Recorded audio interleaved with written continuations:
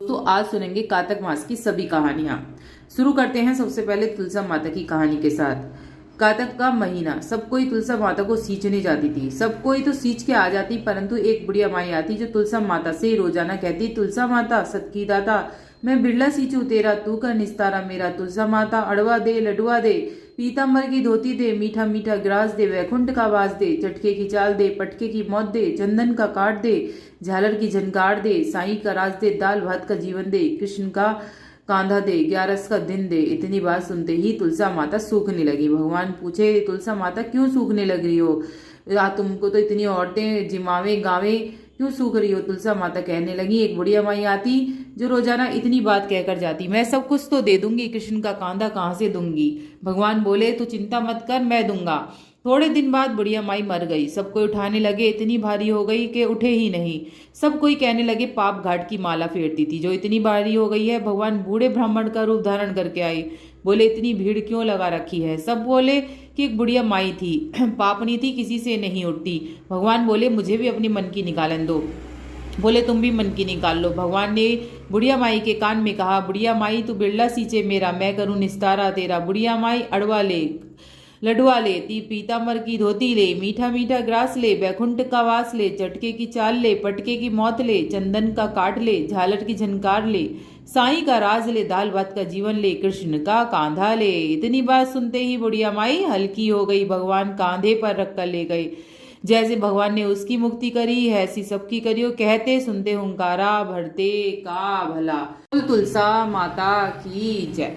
अब सुनते हैं कार्तिक मास की ऐसी कथा जो सारी कथाओं में सबसे बड़ी कथा कही जाती है। तो सुनते हैं। एक ब्राह्मण और एक ब्राह्मणी थी। वो 7 कोस दूर गंगा जमुना स्नान करने जाते थे। रोज इतनी दूर आने जाने में ब्राह्मणी थक जाती थी। एक दिन ब्राह्मणी कहती है कि कोई बेटा होता तो बहू आती, घर वापस आने पर खाना बना हुआ मिलता, कपड़े धुले हुए मिलते। ब्राह्मण कहता है, तूने भली बात चलाई, चल मैं तुम्हारे लिए बहू ले आता हूँ। ब्राह्मण फिर बोला कि एक पोटली में थोड़ा आटा बांध दो, उसमें थोड़ी सी मोहर असरफी भी डाल देना। उसने पोटली बांध दी और ब्राह्मण पोटली लेकर चल दिया। चलते चलते कुछ ही दूर एक गांव में जमुना जी के किनारे बहुत सारी लड़कियां अपना घर बनाकर खेल रही थी। उनमें से एक लड़की बोलती है कि मैं अपना घर नहीं बिगाड़ूंगी, मुझे तो रहने के लिए चाहिएगा। इतनी बात सुनते ही ब्राह्मण को उसके मन की बात जो थी वो अच्छी लगी। मन ही मन सोचने लगा, बहू बनाने के लिए यही लड़की ठीक रहेगी। जब वह लड़की जाने लगी तो ब्राह्मण भी उसके पीछे पीछे चल दिया। जब वह लड़की अपने घर पहुंचती है तब बूढ़ा ब्राह्मण बोला, बेटी कार्तिक का महीना है, मैं किसी के यहाँ खाना नहीं खाता हूँ। तुम अपनी माँ से कहो, पूछो कि मेरा आटा छान कर 4 रोटी बना देगी क्या? यदि वह मेरा आटा छान कर रोटी बनाएगी तभी मैं खाऊंगा। लड़की अपनी माँ को सारी बात बताती है। माँ कहती है कि बेटी बाबा से कह दे, रोटी में 4 रोटी बहू भी खा लेंगे। लेकिन लड़की कहती है, नहीं माँ, बाबा ने कहा है कि मेरा आटा छान कर बनाओगे तभी मैं खाऊंगा। तब उसकी माँ कहती है, ठीक है, जब बाबा से कह दे अपना आटा दे दें। उसने आटा छाना तो उसमें मोहर असरफी निकलती है। वह सोचती है, जिसके आटे में इतनी मोहर असरफी है तो उसके घर में न जाने कितनी होंगी। तब ब्राह्मण रोटी खाने बैठा तो लड़की की माँ जो थी वो बोली, बाबा तुम लड़के की सगाई करने जा रहे हो क्या? बाबा बोला, मेरा लड़का तो काशी बनारस पढ़ने गया हुआ है, लेकिन अगर तुम कहो तो मैं खांड कटोरे से तेरी लड़की को ब्याह कर साथ ले जाऊं। लड़की की माँ बोली, ठीक है बाबा। वह ब्याह कर ले आया। अब आकर बोला, रामू की माँ दरवाजा खोल, देख मैं तेरे लिए बहू लेकर आया हूँ, आकर बहू का स्वागत कर, सत्कार कर। ब्राह्मणी बोली, दुनिया तो ताने मारती ही है, अब तुम भी ताने मार लो। हमारे तो 7 जन्म भी कोई बेटा नहीं है तो बेटी कहाँ से आएगी, बहू कहाँ से आएगी? ब्राह्मण बोला, ना तू दरवाजा तो खोल। ब्राह्मणी ने दरवाजा खोलकर सामने देखा तो बहू खड़ी है। तो वह आदर सत्कार से बहू को अंदर ले आई। और अब जब ब्राह्मणी नहाने जाते तो बहू सारा काम करती, खाना बनाती, सास के कपड़े धोती, सास ससुर के रात में पैर दबाती। इस तरह काफी समय बीत गया। सास बहू को सीख देती है कि बहू चूल्हे की आग बुझने मत देना और मटके का पानी खत्म ना होने देना। एक दिन चूल्हे की आग बुझ गई। बहू भागी भागी पड़ोसन के घर गई, बोली, मुझे थोड़ी सी आग दे दो, मेरे चूल्हे की आग बुझ गई है। मेरे सास ससुर सुबह 4 बजे से बाहर गए हुए हैं और वे थके हारे वापस आएंगे तो मुझे उनके लिए खाना बनाना है।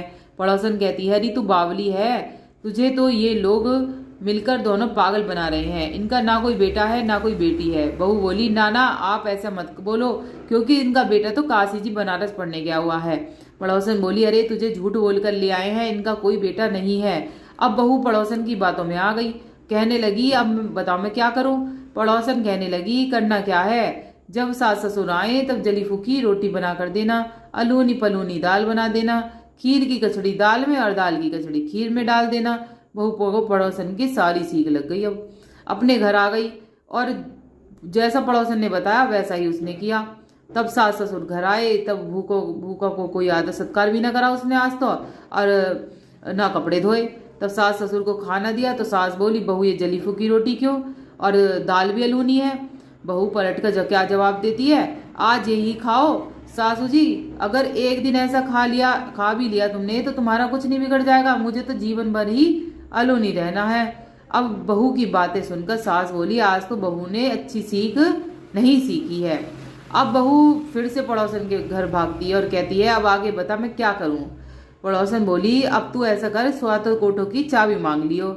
अगले दिन जब सास जाने लगी तो बहू अड़ गई कि मुझे तो सातों कोठों की चाबी चाहिए। ससुर कहने लगे, दे दो चाबी, आज भी इसका कल भी इसका, हमारा क्या है।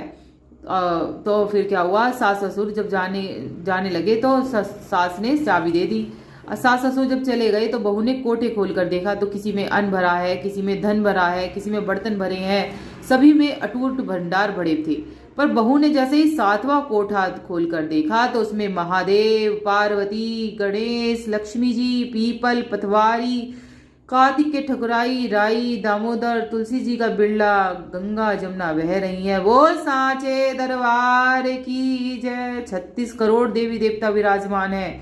वहीं एक लड़का चंदन की चौकी पर बैठा माला जप रहा है। सब देख बहू लड़के से कहती है, तू कौन है। लड़का कहता है, मैं तेरा पति हूँ, दरवाजा बंद कर दे, अब मेरे माँ बाप आएंगे तब ये दरवाजा खोलियो। सारा नजारा देखकर बहुत खुश हुई बहू, नाचती फिरी जाए, 16 श्रृंगार करे, सुंदर वस्त्र पहने और सास ससुर का इंतजार करने लगी। उनके लिए 36 प्रकार के भोजन बनाए। सास ससुर वापस आए तो उनके पैर दबाए, आदर सत्कार करे, उनके कपड़े धोए और उनके पैर दबाती जाए और कहती जाए कि माँ जी आप इतनी दूर जाओ और यहीं नहा लिया करो, 12 कोस यात्रा करके गंगा जमुना स्नान करने जाती हो, थक जाती होंगी। तो बहू की बात सुनकर कहने लगी, भला गंगा जमुना घर में थोड़ी ना बहती हैं। बहू बोली, हाँ माँ जी बहती हैं, चलो मैं दिखाती हूँ। उसने जैसे ही 7वां कोठा खोल कर दिखाया तो उसमें वो सांचे दरबार की जय, गणेश, लक्ष्मी, महादेव, पार्वती, पीपल, पतवारी माता लहरा रही हैं, तुलसा जी लहरा रही हैं, कार्तिक के ठाकुर, राई, दामोदर, गंगा जमुना बह रही हैं, 36 करोड़ देवी देवता विराजमान हैं। वो सांचे दरबार की जय। और वहीं तिलक लगाए चंदन की चौकी पर एक लड़का माला जप रहा है और माँ ने कहा, तू कौन है। तो लड़का बोला, माँ मैं तेरा बेटा हूँ। बुढ़िया फिर बोली, तू कहाँ से आया है। लड़के ने कहा, मुझे कार्तिक देवता ने भेजा है। बुढ़िया कहती है, बेटा ये दुनिया कैसे जानेगी, कैसे जानेगा मेरा घर का धनी, क्या जानेगी देवरानी जेठानी, क्या जाने मेरे अगड़ बगड़ पड़ोसी की तू मेरा बेटा है। बुढ़िया ने विद्वान पंडित से सलाह ली और वो बोले, इस पार बहू बेटा खड़े हो जाए, उस पार बुढ़िया खड़ी हो जाए। बुढ़िया की चमड़ा की अंगिया ब्लाउज पहनी हो, छाते में से दूध की धार निकले, बेटे की दाढ़ी मूंछ भीगे, पवन पानी से गठजोड़ा बंधे तो सब जाने ये बुढ़िया का ही बेटा है। उसने ऐसा ही किया। चाम की अंगिया फट गई, छाती से दूध की धार निकल गई, बेटे की दाढ़ी मूंछ भीग गई, पवन पानी से बहू का गठजोड़ा बंध गया। ब्राह्मण ब्राह्मणी बहुत खुश हुए, पार न रहा उनकी खुशी का। हे कार्तिक के ठाकुर, राई, दामोदर, भगवान जैसे बहू बेटा उनको दिए, सभी को देना। कहते सुनते ओंकारा भरते का भला, वो सांचे दरबार की जय। दोस्तों कार्तिक के महीने में तुलसा माता के साथ शालिग्राम जी का विशेष महत्व होता है। तो सुन लेते हैं हम अपने शालिग्राम जी की कथा। एक बुढ़िया थी, उनके शालिग्राम जी की सेवा थी। कार्तिक मास में वो पुष्कर स्नान विचार करके पड़ोसन से बोली, मैं पुष्कर जा रही हूँ, तू मेरे शालिग्राम जी का ध्यान रखियो। पड़ोसन बोली, मुझे सेवा पूजा नहीं आती है, बताओ कैसे करूंगी। बुढ़िया बोली, सवेरे इनको उठाना, गंगा जल से लोटा भरकर पानी डालना, आते समय बगीचे से पुष्प और तुलसी लाना, भगवान को जल और कच्चे दूध से नहलाना, चंदन लगाना, पुष्प चढ़ाना, तुलसी चढ़ाना, दूध का भोग लगाना, दोपहर को रसोई जो बने उसका भोग लगाना, शाम को दिया जलाना, ऐसी सेवा पूजा करना। कहकर चली गई। पड़ोसन ने बुढ़िया से के कहे अनुसार किया, पर भगवान की थाली से भगवान जीव दे ही ना, दूध पियावे तो पीवे ही ना। देख के चिंता में पड़ गई। भगवान आपकी मालकिन आएगी तो कहेगी मेरे भगवान को दुबला कर दिया, अभी 1 महीना है, आप जीम लो। मैं भी जीम और वह भूखी बैठ गई, मैं भी जीमू। तभी भगवान ने सोचा आप तो दर्शन देने ही पड़ेंगे। छोटा सा मोर मुकुट पीताम्बरधारी रूप लेकर पाटे पर बैठ गए। दूध पी लिया, जीम लिया, रोज ऐसा ही होता रहा। एक दिन भगवान ने कहा मैं गाय चराने जा रहा हूँ। तो पड़ोसन बोली थोड़े दिन तो रहोगे, क्यों जाते हो? पर भगवान माने नहीं। हाथ में सोने की लाठी, कंधे पर हीरे मोती का पीताम्बर धारण करे हुए गाय चराने चले जाते हैं। महीना बीता, बुढ़िया घर आई। स्नान ध्यान से निपट कर सोचा शालीग्राम को ले आऊं। पड़ोसन से बोली मेरे शालीग्राम दे दो। बोली वो तो घूमने गए हुए हैं, और जब आएंगे जब ले जाइयो। बुढ़िया जिद बैठ गई, झगड़ा हो गया, लोग इकट्ठे हो गए। बुढ़िया को समझा मैं, और बुढ़िया माने ना। बुढ़िया धन्ना देकर बैठ गई। शाम को भगवान आए और अपनी जगह पर मंदिर में विराजमान हो गए।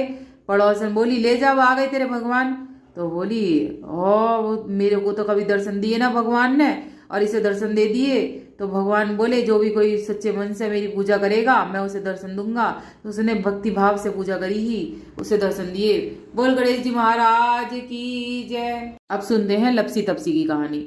लपसी और तपसी की कहानी इस प्रकार है। एक समय की बात है, लपसी और तपसी नाम के 2 भाई थे, जिनमें तपसी हमेशा भगवान की तपस्या में लीन रहता था, तो वहीं उसका भाई जो लपसी था वो प्रत्येक दिन 1.25 सेर की लापसी बनाकर भगवान को भोग लगाकर फिर भोजन करता था। एक दिन किसी कारण दोनों भाई में लड़ाई हो गई। तपसी का कहना था कि मैं बड़ा हूँ, लपसी बोला मैं बड़ा हूँ। दोनों लड़ रहे थे, इतने में नारद जी आ गए। नारद जी ने कहा आप क्यों दोनों लड़ रहे हो? तब उन दोनों ने अपनी लड़ाई की वजह बताई। दोनों ने नारद जी से पूछा आप ही बताइए हम में से कौन बड़ा है? नारद जी ने कहा अभी तो मैं जल्दी में हूँ, लेकिन इस बारे में आपको जरूर बताऊंगा। इतना कहकर नारद जी चले गए। दूसरे दिन जब नारद जी आए तो उन्होंने एक एक कीमती अंगूठी उन दोनों के आगे रख दी। तुरंत जो तपसी ने तुरंत ही अंगूठी अपने घुटने के नीचे छिपा ली और सोचने लगा कि अब मुझे खूब धन मिलेगा, इससे मैं यज्ञ करूंगा और अपने आप ही बड़ा हो जाऊंगा। लपसी ने जब अंगूठी देखी तो सोचने लगा कि इसे अगर मैं अपने पास रखूंगा तो कोई भी आकर मेरी गर्दन काट देगा। ऐसा सोचकर लपसी ने वो अंगूठी फेंक दी। फिर नारद जी ने तपसी से पूछा तेरे घुटने के नीचे क्या है? तपसी ने अपना घुटना उठाया तो वहां अंगूठी निकली। तब नारद जी ने कहा कि इतना भजन भाव करने के बाद भी तेरे मन में लालच है, इसलिए तेरे तो लपसी बड़ा है, और अब तुम्हारी तपस्या का फल भी नहीं मिलेगा। तपसी शर्मिंदा होकर माफी मांगने लगा। तब तपसी बोला नारद देव जी मेरी ये आदत कैसे छूटेगी, मेरा पाप कैसे उतरेगा, इसका कोई उपाय बताइए। तो नारद जी ने कहा कि कार्तिक महीने में जो स्त्री कार्तिक व्रत रखेगी और अगर वे तुझे अपना पुण्य देगी तभी पाप उतरेगा। तपसी ने कहा कि कोई स्त्री मुझे अपना फल क्यों देगी? तब नारद जी ने कहा कि अगर कोई गाय कुत्ते की रोटी नहीं बनाएगा तो फल तुझे मिलेगा। अगर कोई व्यक्ति किसी ब्राह्मण को भोजन कराकर बिना दक्षिणा के ही उन्हें विदा कर देगा तो तुझे फल मिलेगा। यदि कोई साड़ी के साथ ब्लाउज नहीं देगा तो उसका फल भी तुझे मिलेगा। यदि कोई व्यक्ति दीपक से दीपक लगाएगा तो उसका फल भी तुझे मिलेगा। वहीं अगर कोई तुम्हारी कहानी नहीं सुनेगा तो उसका फल भी तुम्हें मिलेगा। कहते हैं कि उस दिन से हर व्रत कथामी के साथ लपसी और तपसी की कहानी पढ़ना अनिवार्य होता है। बोल तुलसा मैया की जय। सुन लेते हैं लास्ट कथा। किसी गांव में एक बुढ़िया रहती थी और वह कार्तिक का व्रत रखा करती थी। उसके व्रत खोलने के समय कृष्ण भगवान आते और एक कटोरा खिचड़ी का रखकर चले जाते। बुढ़िया के पड़ोस में एक औरत रहती थी। वह हर रोज यह देखकर ईर्ष्या करती थी कि इसका कोई नहीं है, फिर भी इसे खाने के लिए खिचड़ी मिल जाती है। एक दिन कार्तिक महीने का स्नान करने बुढ़िया गंगा गई। पीछे से कृष्ण भगवान उसका खिचड़ी का कटोरा रख गए। पड़ोसन ने जब खिचड़ी का कटोरा देखा कि बुढ़िया नहीं है तो वह कटोरा उठाकर घर के पिछवाड़े फेंक आई। कार्तिक स्नान के बाद जब बुढ़िया घर आई तो उसे खिचड़ी का कटोरा नहीं मिला। वह भूखी रह गई। बार बार एक ही बात कहती जाए, कहाँ गई मेरी खिचड़ी, कहाँ गया मेरा खिचड़ी का कटोरा या बेला। दूसरी ओर पड़ोसन ने जहाँ खिचड़ी गिराई थी वहां एक पौधा उगा, उसमें से 2 फूल खिले। एक बार राजा उस ओर से निकला तो उसकी नजर उन 2 फूलों पर पड़ी और उन्हें तोड़कर घर ले आया। घर आने पर उसने वह फूल रानी को दिए, जिन्हें सूंघने पर रानी गर्भवती हुई और कुछ समय बाद रानी को 2 पुत्रों को उनने जन्म दिया। वह दोनों जब बड़े हो गए तब वह किसी से भी नहीं बोलते थे, लेकिन जब वह दोनों शिकार पर जाते तब रास्ते में उन्हें बुढ़िया मिलती तो अभी भी यही कहती कि कहाँ गई मेरी खिचड़ी, कहाँ गया मेरा बेला। बुढ़िया की बात सुनकर वह दोनों कहते, हम ही तेरी खिचड़ी, हम ही तेरा बेला। हर बार जब भी शिकार पर जाते तो बुढ़िया यही कहती और वे दोनों यही जवाब देते। एक बार राजा के कानों में यह बात पड़ गई। उसे आश्चर्य हुआ कि दोनों लड़के किसी से नहीं बोलते, तब यह बुढ़िया से कैसे बात करते हैं। राजा ने बुढ़िया को राजमहल में बुलवाया और कहा कि हमसे तो ये दोनों बात कभी नहीं करते, तुमसे कैसे बोलते हैं। तो बुढ़िया ने कहा, महाराज मुझे नहीं पता मुझे कैसे मुझसे बोलते हैं, मैं तो कार्तिक का व्रत करती थी। कृष्ण भगवान मुझे खिचड़ी का बेला भरकर दे जाते। एक दिन स्नान कर वापिस लौटी तो खिचड़ी नहीं मिली। तब मैं कहने लगी कि कहाँ गई मेरी खिचड़ी, कहाँ गया मेरा बेला। तब इन दोनों लड़कों ने कहा कि तुम्हारी पड़ोसन ने तुम्हारी खिचड़ी फेंक दी थी, तो उसके 2 फूल बन गए। वह फूल राजा तोड़कर ले गया, रानी ने सूंघा तो हम 2 लड़के जन्म हुआ। हमें भगवान ने तुम्हारे लिए भेजा है। अब राजा इस बुढ़िया माई को अपने महल में ले जाकर बहुत ही आराम से रखता है। भगवान जी की आप जैसे बुढ़िया माई की प्रसन्न हुए वैसे सब पर होना, कहते सुनते गारा भरते का भला। बोल गणेश जी महाराज की जय, बोल कार्तिक के ठकुरानी की जय, बोल कार्तिक मास की जय, बोल कृष्ण भगवान विष्णु भगवान की जय। सभी चैनल पे वीडियो आ गई हैं, जरूर देखिएगा त्योहारों की, कार्तिक मास की सभी चीजें। राधे राधे।